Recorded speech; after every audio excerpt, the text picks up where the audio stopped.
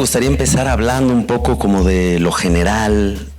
Yo no soy un especialista en tu obra, soy más bien un entusiasta. Me gustaría un poco hablar sobre el lugar que ocupa la idea de la ficción en tu obra, en un mundo plagado de un hambre de realidad y donde las prácticas artísticas cada vez se han volcado más hacia la realidad. Bueno, esto que sabemos, las redes sociales como han ido moldeando una sensibilidad sobre lo real. Creo que en tu trabajo hay una postura clara sobre la ficción. Ficción, fantasía. Para mí es como dos sinónimos, dos palabras que significan lo mismo y que permitían precisamente, cuando yo decidí hacer cine, era para vivir como una vida diferente, ¿no? O sea, no para vivir otra vez la misma vida o para estar otra vez dentro más de mí mismo. Lo contrario, lo que quería era escapar de esta vida. Entonces, el concepto de ficción parecía el vehículo ideal, de alguna manera, ¿no? Y el más manejable para, digamos, incorporar lo que las pocas cosas que gustaban o las pocas cosas, digamos, singulares de mi propia vida o de la gente alrededor, ¿no? Y poder, digamos, introducirlas en este marco que es la ficción, pero al mismo tiempo, lo contrario, poderse deshacer de todas las cosas que no interesaban para nada, que eran la mayoría. ¿No? No la mayoría, pero bueno, que eran una parte muy importante. Entonces el concepto de ficción permite todo esto, que es la construcción, cómo se construye una cosa que tiene algo que ver contigo, pero no del todo, o incluso pues de una manera, digamos, indirecta, de una manera apócrifa, de una manera espúrea, ¿no? De una manera extraña. Y el único elemento que permitía eso, en donde la insinceridad, la falta de respeto, o sea, toda una serie de elementos para mí necesarios y que hacían todo mucho más interesante, era la ficción. Entonces, sí que es cierto que cuando yo empecé, todos estos movimientos que hay ahora en cine, pues quizás no tanto, un poquito, ¿no? He visto algunas películas que están en esto de la autoficción y de hablar de uno mismo y de la propia problemática y de la propia historia, ¿no? Que esto es una cosa muy terrible y muy triste. Leí un libro reciente que habla de todo esto, que habla del concepto de the use and abuse of storytelling, ¿no? Como que todo tiene una historia. Vas allí, una marca tiene una historia, un político tiene una historia. Dicen, tú cuenta tu propia historia. Incluso ayer en la película esta de Polvo Preciado no había este concepto de que todo el mundo tiene tu identidad y tienes que explicar tu historia, ¿sabes?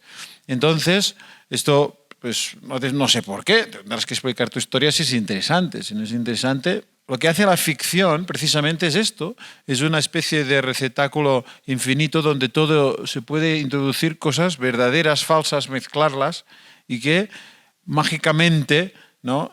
Sean al final más verdaderas que no lo que aparentemente... Porque hay una posición ética que es muy simple y es que no hay ninguna posición ética. Es decir, que todo vale, cualquier cosa es posible, no tienes ningún tipo de deber moral respecto a nada ni nadie, y menos en el cine que se utilizan otras personas. Entonces, a partir de aquí, ¿no? Es muy bonito porque utilizas gente real, entonces hay una especie de organicidad y de realismo muy fuerte, ¿no? Y en la manera como trabajo yo, como trabajas tú y mucha gente con la que has trabajado, ¿no? Que aunque al final el resultado pueda parecer pues muy controlado o muy, ¿no? Qué sé, parece muy, ¿no? Como muy preciso, no lo es. De hecho, en la fabricación es muy anárquico, muy imprevisible y relativamente arriesgado, ¿no? Esta es la paradoja. La organicidad misma de la manera de trabajar, como decía, ¿no? Que tú la conoces o que la has podido compartir con directores similares, con tu mismo trabajo, pues es muy, no sé, es muy real también la parte orgánica, ¿sabes? Pero como no hay ningún tipo de respeto por la gente, ni por lo que representan, ni por lo que son, ni nada, entonces realmente todo es posible. La ficción tiene unos peligros, ¿no? Sobre todo uno que es el miedo al ridículo,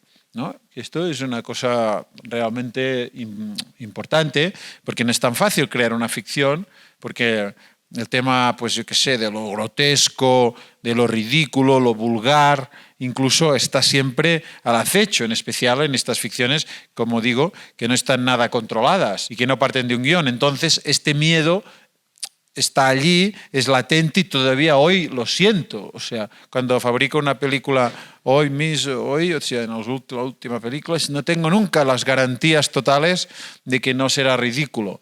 de que no será estúpido, ¿sabes? Porque realmente el riesgo, pero no sé, hay un poco una fe en este concepto de ficción y como no me interesa nada de lo que a mí me pase, que esto es lo más importante. Justo eso te quería preguntar, como de cuál es la relación con el yo o con el... Porque es imposible, creo, tenemos una incapacidad, o yo la tengo, de leer una ficción sin, de alguna manera, preguntarse por el sujeto que está enunciando esa ficción o la relación que tiene con ese material o el sentido de esa persona para poner ese material y no otro cualquiera. Claro, es ambigua. Yo creo que más interesante es el resultado final, digamos, más se separa o más se complejiza esta relación con el yo enunciador, ¿no? Y más se aleja en el fondo.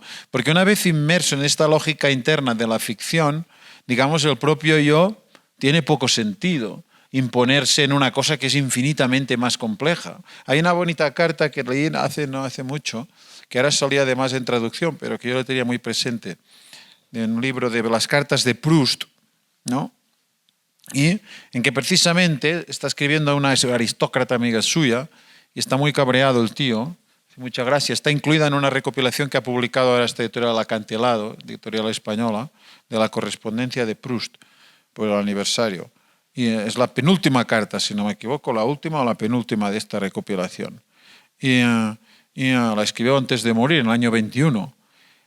Porque la tía se quejaba, había rumores, no se deduce de la carta, que la tía se iba quejando por ahí de que ella había sido el modelo de un personaje negativo, ¿sabes? Y de rasgos muy negativos en la research.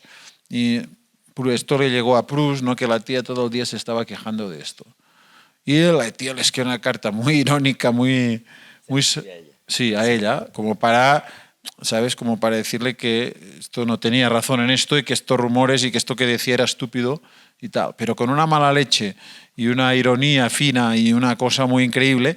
Y acaba diciendo en un cierto momento, dice, decir esto, y dice, bueno, y dice, y este también, dice, no sé qué, y le pone ejemplos, ¿no? De que, vale, sí, esto no puede ser tu casa porque sí que hay estas flores, pero hay también esta cosa que no tiene nada que ver con tu casa. Y sí que sí que alguien es así, pero no es así. La misma personaje no tiene nada de este rasgo, ¿sabes? Dice, acusarme de eso, dice, es no tener ni idea de cómo se construye un personaje, ¿no? De ficción. Y precisamente incide en esto, en que es tan complejo, incluso tan fuera del control y se escapa tanto del control de este yo enunciador que dices, porque ya está lanzada la ficción. Y más todavía en el cine, porque en la literatura todavía el código, ¿sabes? Quieras o no, lo enuncia siempre el cerebro de una sola persona. Pero ha llegado a crear un caos tan grande en su mente, ¿no? En que el yo ya no se puede, digamos, enunciar de una manera muy directa, porque se ha ejercido esto, una presión interna muy fuerte y son muchas las influencias y ya escapan a su control, ya no es un punto de vista. Precisamente está la gracia de la ficción, que nunca hay un punto de vista fijo, ¿sabes? Y que, no sé, cómo esto se relaciona o se acerca o no al autor es muy difícil de elucidar, pero todavía más en el cine, porque todo esto viene encarnado por seres reales. Y estos seres reales, que yo exploté mucho esta idea, claro, no dejan de ser personas, no dejan de ser actores, aparte de ser personajes, ¿no? En la película, la clave de lectura, pero claro, esto, no sé, ¿sabes? Esto en un actor profesional, en una película normal, intentan hacer esto, ¿no? Que ya es el tío que profesionalmente va allí y desaparece completamente, ¿no? Porque aparece un personaje y este actor, esta persona primero, y este actor persona vanidosamente filmada desaparece, ¿no? Y emerge este personaje que es lo único que ves. Pero claro, en las películas, aparte de que en este caso tampoco es así del todo, incluso en los casos de los profesionales, hombre, sí, en actores muy estúpidos, son tan y tan estúpidos que incluso pueden llegar a matar la persona y el actor, que es lo más interesante. A mí lo que me gusta más, la persona tiene gracia, si es que la tiene objetivamente y ya la lleva dentro y la puede tener antes, ¿no? Depende de quién. Hay actores, he trabajado con muchos y la mayoría porque escogí yo y trabajé con actores no profesionales interesantes y ya la persona tenía gracia y por eso los escogí, de hecho. Pero el actor aún tiene más gracia, porque es la persona que se vuelve mala, ¿sabes? Que se vuelve con muchas más aristas porque le están filmando y, claro, quiere controlar su imagen, quiere dar una imagen determinada de sí mismo, ¿sabes? Quiere esconder ciertas cosas, etcétera, ¿no?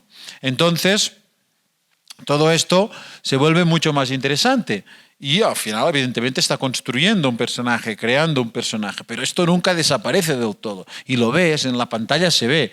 Claro que en la literatura esto lo puedes esconder completamente, ¿no? Sí, se pierde una tensión, ¿no? Ahí Claro, la tensión. aunque el siglo XX se encargó de jugar con esto, etcétera, pero digamos que en cine es que incluso es imposible, por más estúpido que seas, por más académico, digamos, que sea tu aproximación al cine, ostras, lo veo raro, ¿no? De que se pueda. Entonces aquí hay algo muy interesante de que esto no desaparezca del todo, ni la persona ni el actor, ¿no? Y todo mi sistema se basó en esta idea de, ¿sabes? Filmar lo que la gente esconde, ¿sabes? No lo que muestran. Entonces, claro, ahora ya la construcción de esta ficción y la construcción de personajes escapa mucho de lo que yo pienso, de lo que yo siento o de lo que yo quiero expresar. Es que no lo sé. Me resuena mucho esta idea, esta falsa separación entre persona, personaje y que siempre perder a la persona es perder bastante. Tú empezaste como actor, como persona, ¿sabes? Que ya como persona, digamos, era una presencia que era interesante. Luego se iba transformando poco a poco en un actor y luego un actor que trabajaba solo con un director y luego con varios, pero, digamos, la presencia esta de la persona era muy importante, o sea, que ya tenía una gracia intrínseca. Y luego simplemente resulta que lo ponías dentro de una ficción y todavía tenía más gracia, porque, ¿sabes? Le hacías hacer cosas que esta persona, pues, o ponerlo en contextos que normalmente no estaría o no haría, ¿no? Y reaccionaba de una cosa de una manera que tú quizás no reaccionarías en tanto que persona. Pero esta presencia de persona estaba allí muy... Y era la gracia, era lo que a la gente le gustaba ver y era lo que le daba originalidad, ¿no? Cuanto más, por eso las películas históricas son tan divertidas, porque pones todavía a la gente en un contexto mucho más lejano y mucho más, digamos, extemporáneo de lo que son, ¿no? Pero la persona, en muchos casos, es lo que hace gracia.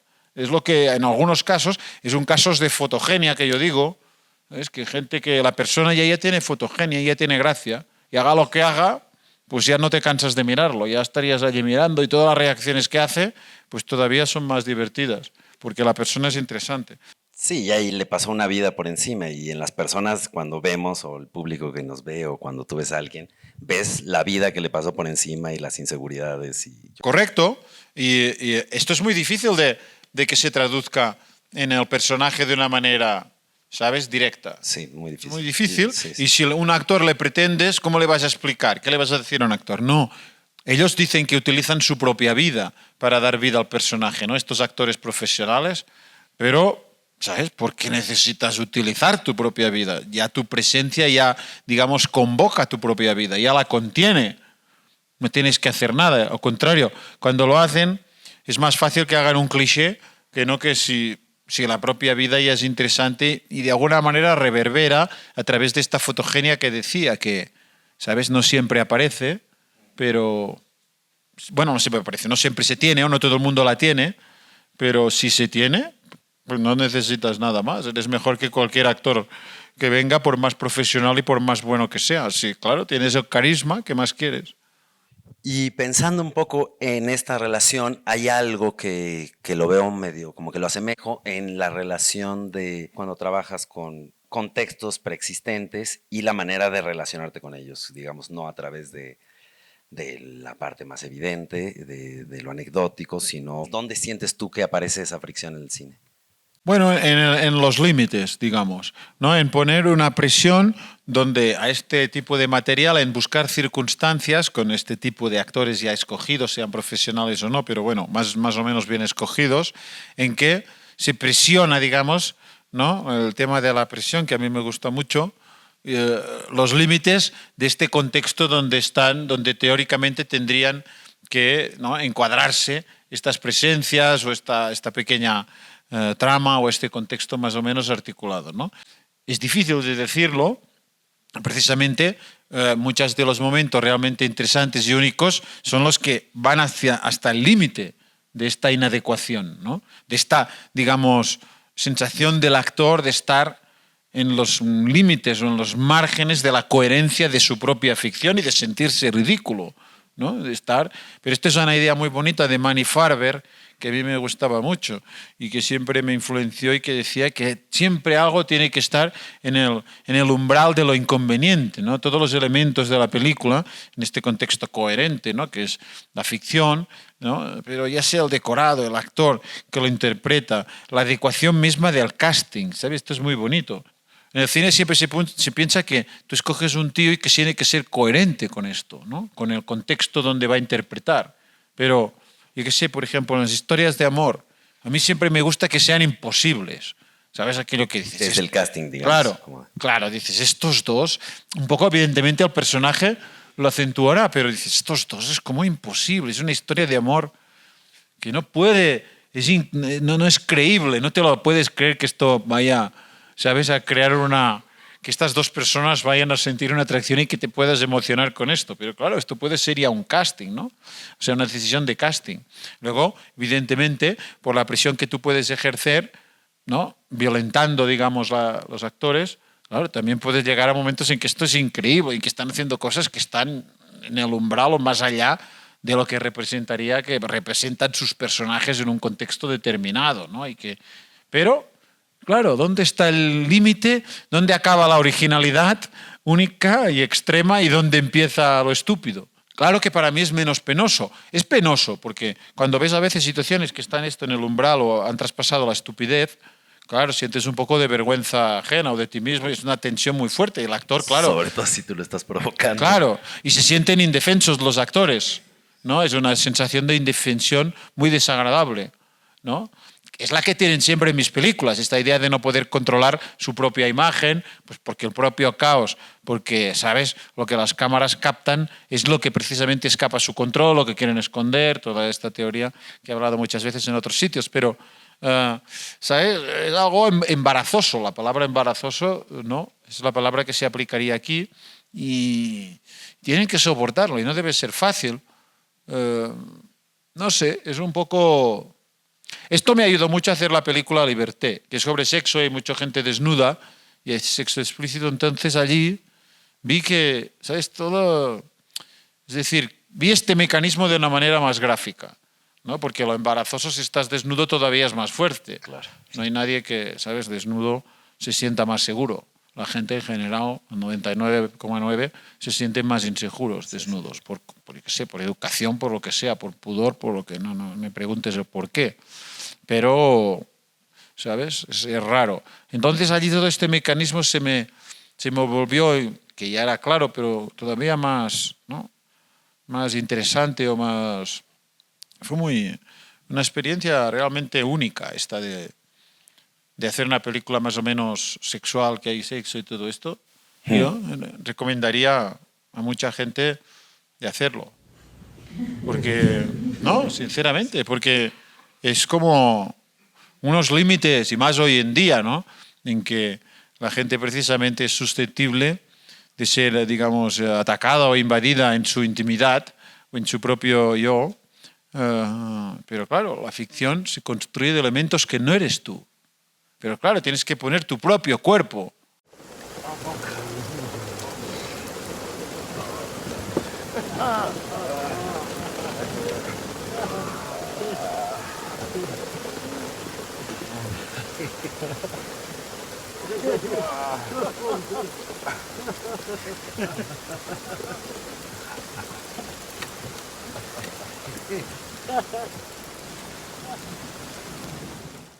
Pero la pregunta es otra, ¿qué te haría yo? Hay, digamos, sobre todo en cine, otra cosa es teatro, que es diferente. Yo creo que hay una diferencia enorme entre la manera de trabajar una y otra.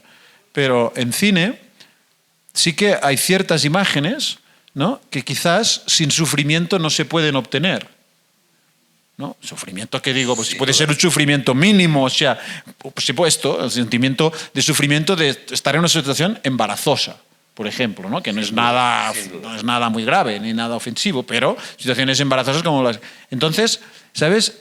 Este es el tema de, ¿no?, cómo se crea interés en las imágenes. Yo sí creo que hay necesariamente una fricción, por lo menos que hay que hacer yo como actor, con uno mismo, para mostrar cosas que uno normalmente quiere esconder, como que yo ahorita estoy intentando pues parecer más o menos articulado, medianamente interesante, me puse mi camisa blanca, como que estoy intentando presentarles una imagen, intentando recibirlos en así, no sé. En el cine trataría de lo contrario, trataría de, si esto fuera una película, intentaría pues de alguna manera mostrar o dejar que se me vea esa otra parte, la otra parte que le estoy pasando más mal, digamos. Y creo que ahí hay un interés, y ese interés siempre es incómodo, y ese interés... Entonces sí creo que hay una parte de fricción, de tensión, que no necesariamente se antepone con las políticas.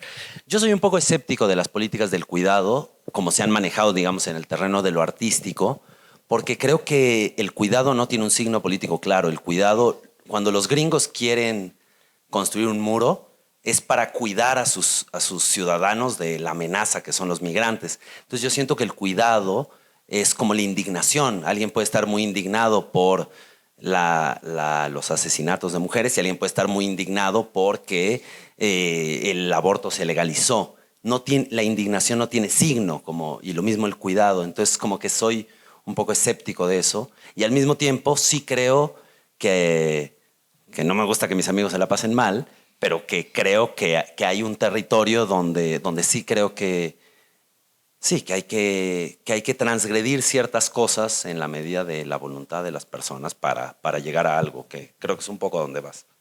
Yo creo que también hay otra diferencia, que es el digital, el hecho de rodar en digital o el hecho de rodar en 35. Y sobre todo el hecho de rodar con 3 cámaras y el hecho de rodar con una.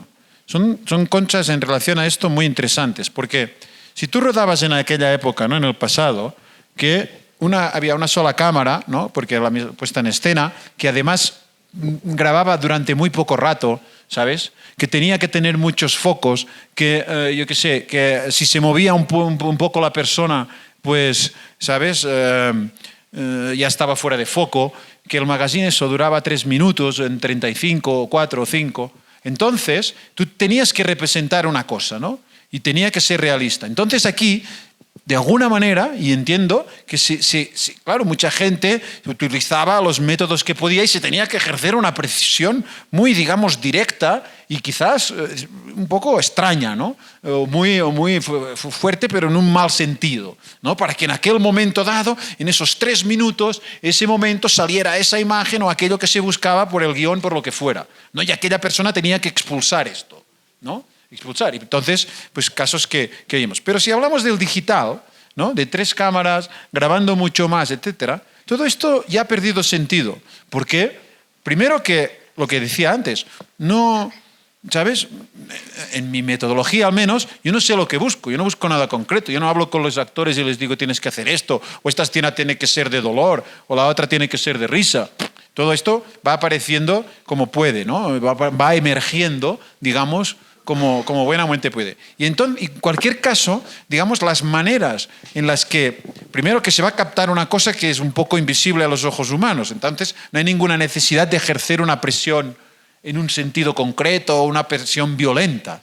Es más, esta presión, esta tensión, precisamente, de no saber qué se hace ni en qué dirección se va. Y a pesar de todo, tener, bueno, pues yo qué sé, si una película trata sobre libertinaje y hay gente desnuda, pues inevitablemente este es el tema, ¿no? Es el tema de la película. ¿Cómo esto se va a desarrollar? Pues no se sabe muy bien, ¿sabes? Y es más, esta sensación de estar realmente en la incertidumbre total, ¿no? Lo que ejerce esta presión y lo que desde mi punto de vista es un tipo de depresión que a mí me divierte, y lo decía jocosamente, ¿no?, que me divierte, pero precisamente por esto, porque no se sabe por dónde va a salir y porque, no sé, tiene en sí misma una poesía, ¿sabes? Pero no creo que tenga mucho que ver en relación a este tipo de depresión o de opresión, ¿sabes?, que se puede ejercer porque se busca un resultado concreto, una emoción concreta, en un momento concreto, en una persona concreta, para decir un significado concreto, ¿no?, para imponer un significado concreto. Entonces, por eso yo veo que esto es como 2 mundos completamente distintos, ¿no? Y evidentemente son formas de fricción que no tienen nada que ver, ¿no? Y hay un matiz muy importante aquí. Por eso decía que esto en cine funciona, y por eso funciona, y a mí me funciona, y creo que es muy interesante, y además es muy sutil, y es muy divertido, y es incluso muy, digamos, en el fondo, a pesar de las dificultades, es algo muy placentero, muy rico. Da una sensación de esterilidad para el actor, pero al mismo tiempo, como logra unas cosas que son imposibles de lograr desde mi punto de vista de otra manera, sobre todo, ya digo, en el contexto de esta sutileza, de cosas muy sutiles del cine en digital, pues da una, no sé, ¿sabes? Hay un placer en la exploración, digamos, de muchos estados de ánimo que serían indescriptibles si no fuera de esta manera, porque nunca se podría mezclar de una manera tan compleja lo que decía al principio del actor, la persona, el actor y el personaje, ¿sabes? Sin que esto sea ni traumático ni nada, o sea, sin que sea, ¿sabes? Pero claro, es tenso, sí, tenso es, y puede ser, sí, desagradable también, sí. Pero eso es otro mundo, porque no se impone no se busca imponer ningún significado. Por eso decía que, cuidado, en teatro, por ejemplo, sí que pienso que esto es otra lógica y que no, o sea, sería otra conversación y otro tipo de procedimiento distinto y que habría que valorarlo de otra manera. Me parece, yo también he tenido experiencia en teatro y todo esto que he explicado aquí no tiene cabida ninguna.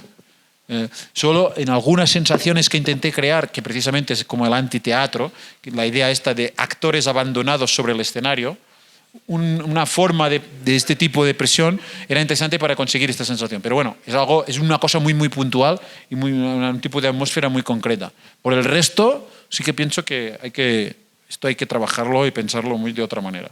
Me gustaría que habláramos un poco de los criterios, que creo que es algo que un poco lo estás tocando ahora, como con esta idea del límite, con esta idea de lo novedoso, de lo nuevo, como un valor casi intrínseco de la obra, como lo inédito, como algo que buscas.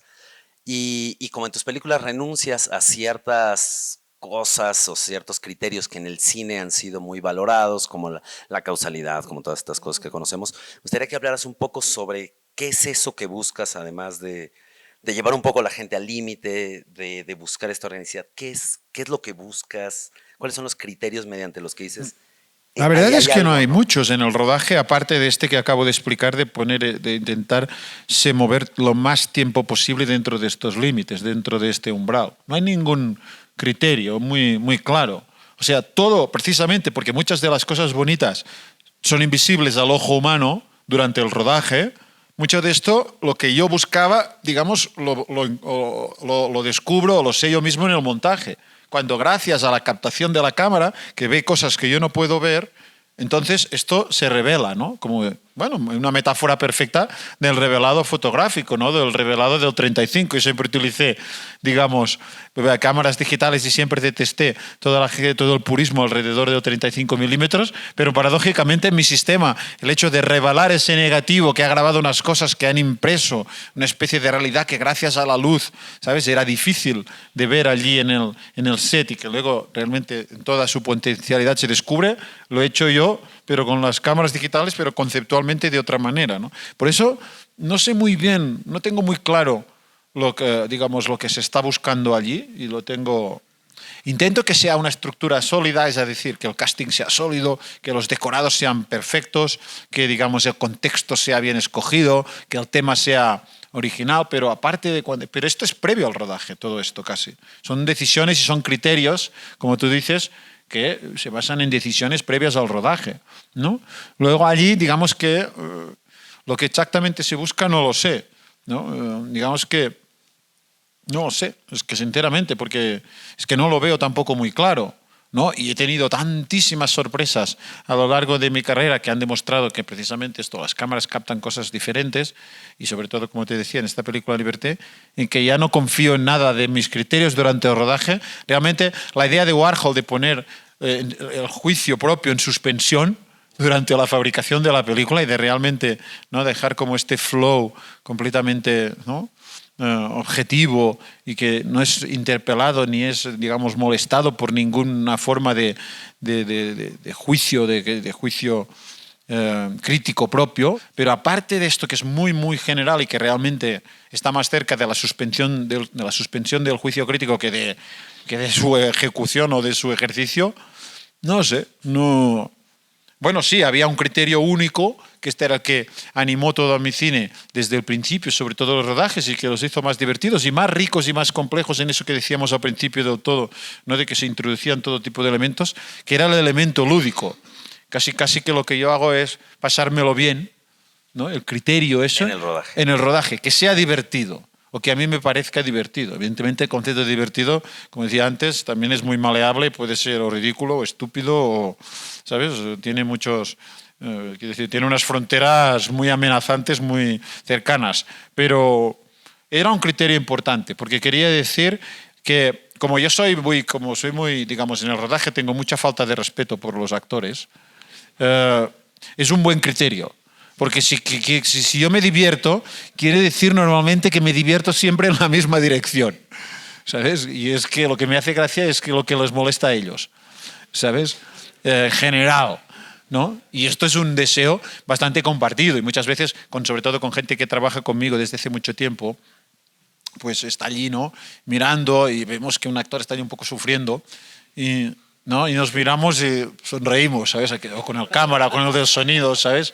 Por eso yo digo que, y esto modestamente, que se entienda, digamos, como se tiene que entender, es una opinión muy modesta, pero pensé que lo que hacía original mi cine era quizás esta personalidad mía que podía tener este arrojo, ¿no? O esta osadía en el rodaje, esta despreocupación por lo que me pasa a mí, por lo que les pasa a los otros, por lo que le pasa a la película en general, una despreocupación total y, digamos, un amor bastante fuerte hacia la anarquía, el caos, todo este tipo de, ¿sabes?, de aceptación realmente de esta forma de fricción, ¿no?, en la fabricación de la película, de una manera bastante, digamos, despreocupada.